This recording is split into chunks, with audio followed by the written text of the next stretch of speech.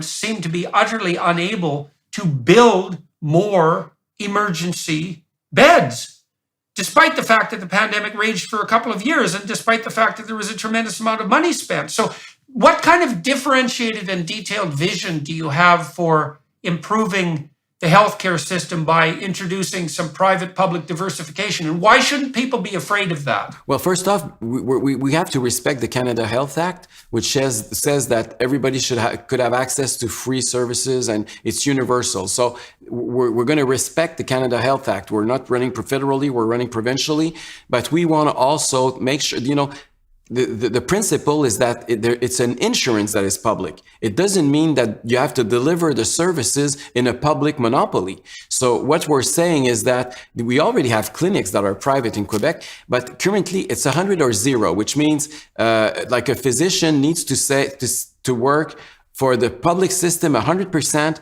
or for the private system 100%. He can't go 50-50 or 70-30. It's you're either with us or with the enemy, like kind of thing.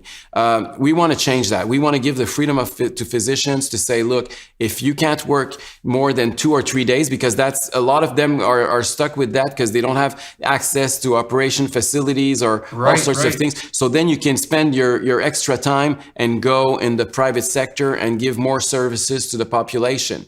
That's one thing. The second thing we want to say is that you can have an insurance. You can invest in your health.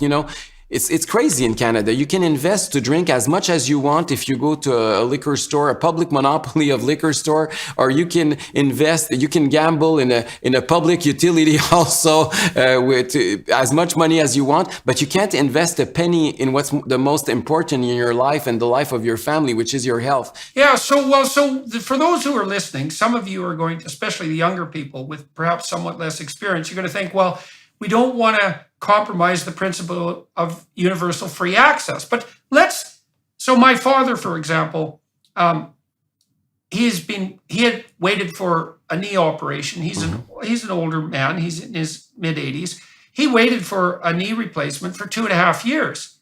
Now, one of the things I'd like to point out is that is a cost.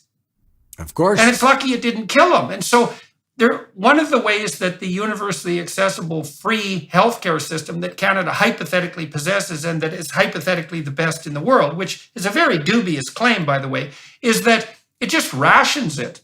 And so what happens is that, as you pointed out, there are nowhere near enough operating rooms, not even close. And so people are on waiting lists for long enough often to kill them, which I suppose is a cost savings of a sort, because they're waiting to gain access to operating rooms that just don't exist, even though the physicians are ready to do the operations. And so you limit the cost by just limiting access, but you don't